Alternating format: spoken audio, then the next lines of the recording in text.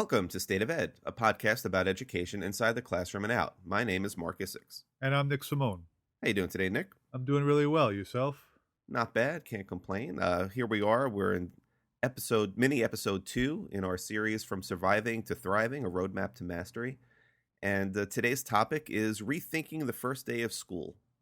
So I want to kick off our conversation with a quote from Teddy Roosevelt that I came across fairly recently. And he said, and by the way, you know, Teddy Roosevelt's one of my favorite historical figures and certainly one of my favorite presidents. But he said, nobody cares how much you know until they know how much you care. So I thought that would be a great kind of launching off point to discuss our rethinking or reimagining the first day of school. I couldn't agree with you more. I always think about when you walk through the school, on the first day, that, you walk through the building and so many classrooms have students standing up, waiting to be told where to sit alphabetically. And basically, the first day consists of here's everything you're not allowed to do in class all year.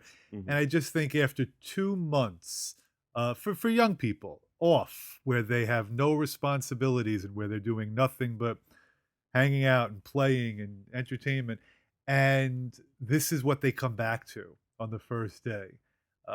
It's just not, the best way to meet the goals of what you use with your Teddy Roosevelt quote.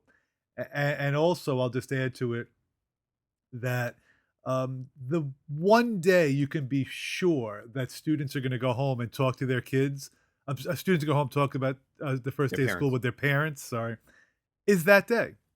So you would love to make a great impression because they may not talk about school ever again, but they will on that first day. Every parent will say, so what did you think about, and then you go down the list of your teachers. So I think it is so critical that first day makes a lasting impression on students. That's right. For me, it's whenever you start something new, a new book, you're watching the beginning of a movie or a TV show, there's a covenant that's made between you and the creator of that thing. And you're setting a tone, and you could still have surprises along the way, and you can have twists and turns along the way, but you do establish a tone, and you do make a promise at that first meeting, so to speak, in those first minutes or those first pages. And you have to, and that's going to be something that you're going to, first of all, have to deliver on, and second of all, it's going to set, kind of strike a chord with the viewer or the audience. And if you come in and day one is rote and boring and just, crossing T's and dotting I's, then that becomes sort of what the expectation is going to be for the rest of the year. And that is not promising versus something that has a little bit more intrigue to it, a little more excitement, a little bit more thought-provoking. And it just reminds me of the old advice that I used to get when I first started, which was, don't smile until Christmas. And it just made me, and of course I took the advice because it was coming from experienced people. And then after a year or two of doing that, I realized, what's the point of this? I mean, why wait until Christmas? Why not, or why only Christmas? Why not hold off until Valentine's Day? Or why not smile until Easter? Or better yet, why not just scrap smiling altogether? And since that seems to be, the advice that I'm giving, then I realized that the opposite is true. You should be smiling on day one and hopefully every other day moving forward from there. Well, we both read the article in the New York Times. I guess you'll post that in the show notes about the school in Oklahoma. And I think that quote from the principal should really, I think it was a principal, should really be used by every administrator in the country. And she said that the curriculum can wait. I think there's this fear from teachers that if they don't start teaching the curriculum from day one, that they'll never finish. And she made it very clear that, English, chemistry, that can wait. The first week is sending a message of your enthusiasm for your course and your enthusiasm for your students and how much, their livelihood is your, priority. I could not agree more with that assessment. But there is a very real fear or concern or anxiety about curriculum that teachers have, and partially because of these external forces of this, whatever you want to call accountability, APPR, and all this other nonsense that we've discussed on the podcast. Not that accountability is nonsense, but the way that it's structured. And they do feel that the exam that's still 9.5 months away is hanging around their neck, like a weight, and they feel this compulsion from literally the first minute to get their stuff done and to cover curriculum. And I agree with you that we have to work to try to change that mindset. Not that curriculum isn't important, because it's critically important, but you're right. You have to start with the person. You have to start with making the students understand that this is going to be a place where interesting and exciting things are going to occur, and it's going to occur around the learning. It's not just going to be my wonderful personality and me just cracking jokes. That's where the fun's going to come. The fun's going to come in stretching your mind and doing things that you've never done before and thinking in ways you've never thought before. But you have to set that tone and that expectation, and they understand what fun looks like in this room versus what fun looks like at the park or on the street corner. Well, hopefully the changes with assessments will reflect this, that it will move in the direction of skills and analysis versus content. Because when you make changes in that manner, then teachers won't feel pressure to have to cover everything that's in whatever that curriculum may be.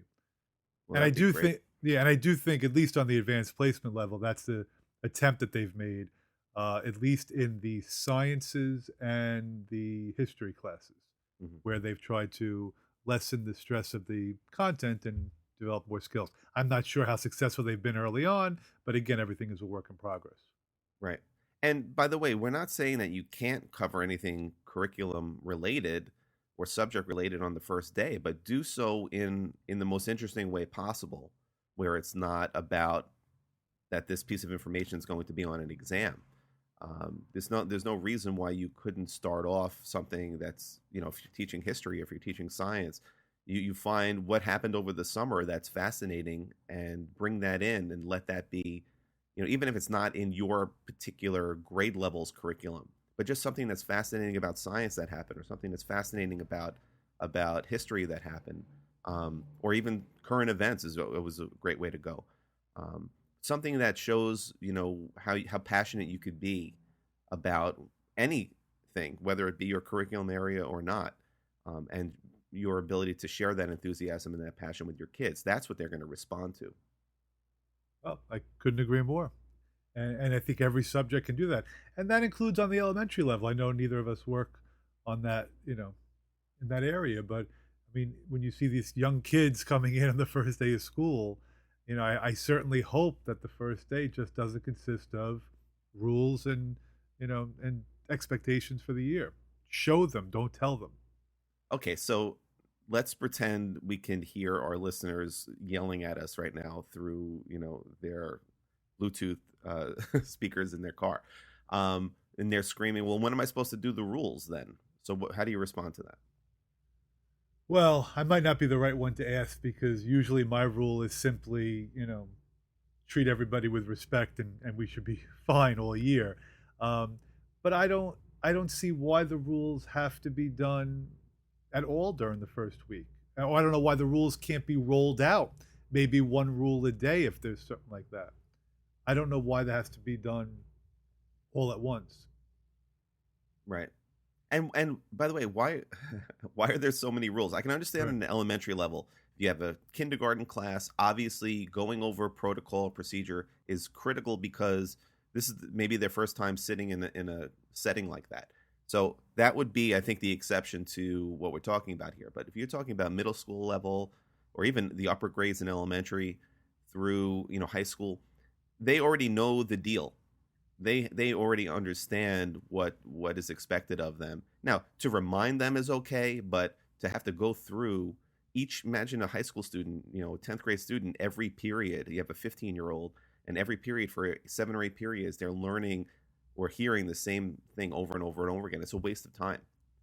Um, I'll and, give and you I'll give you an yeah, go ahead. example. Yeah. So if a teacher wants to go through the rule on late homework, or late assignments. Mhm. Maybe I'm being too naive, but of course you can establish a rule, but if a student was in the hospital the night before, or if a student's grandfather passed away, or if a student, some kids take those rules very literally. And Right. I try to explain that this is the expectation. When the first assignment is given of significance, this is when I can establish the rule Right. of what things need to be handed in, what's the penalty. But you have to be flexible as a teacher, especially in this day where I am just astounded at the difficulties that so many young people are being faced with at home. Mhm. And these are, really strong students, good thinkers, but they're dealing with a lot of issues.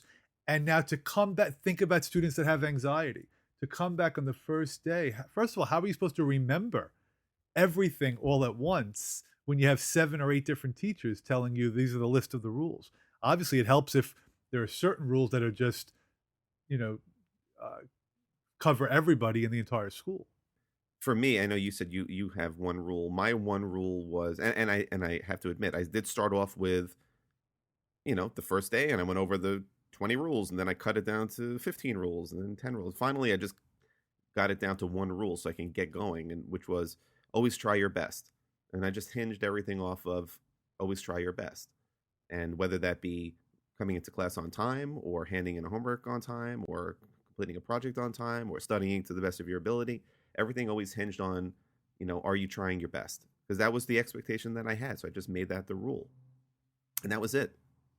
To build on your Teddy Roosevelt quote, when your students leave on the first day of class, you want to be able to show them how much you care and also show them how much you care about what you will be teaching them this year. If you achieve both of those goals, you've had a great first day and you are most likely going to have a great year with those students. And they know which teachers are passionate about what they do, and they know which teachers are phoning it in. And there's no easier indication than a teacher that, let's not kid ourselves also, Mark, how many teachers do this all on the first day and finish 15 minutes early? And then everybody's just sitting around for the last 15 minutes. Right. And doesn't that set a tone? Right. And That's right. that's not good at all. So I would this is probably what I feel is the most important advice we can give to any teacher. What you do on that first day is just critical. Yeah. Let it be a reflection of what you hope to do every single day, in terms of effort, in terms of the level of interest and excitement that you generate, and what you expect the students to bring to the table, and what you will bring to the table. That's the covenant that I was talking about before. And if you can make that agreement and that pact with them on day one, then day two becomes a whole lot easier. And I will add that whatever you decide to do, because I've learned this from the colleague that I work with in the English department, it's a bit of an eye opener for students who are not used to having to think on the first day of school. That's right. And you don't want to make it too challenging either, because I've done that in the past where I've had lessons that I thought were great on the first day, and frankly, some of the kids were probably overwhelmed. The extremely talented, articulate students could handle it, but you want it to be as accessible to as many students as possible. Right. No, that's a very good note, because you don't want students to feel like they're in over their head and maybe they're in the wrong class. Right. Yeah, I can't assume that everybody watched, all 3 days of the presidential conventions. That's a safe assumption. Yes. So All right. Well, that wraps up our mini episode on rethinking the first day of school. And please come back and visit us for the next installment of our series, From Surviving to Thriving. Thanks so much, Nick, and have a great one. thanks, Mark. Take care.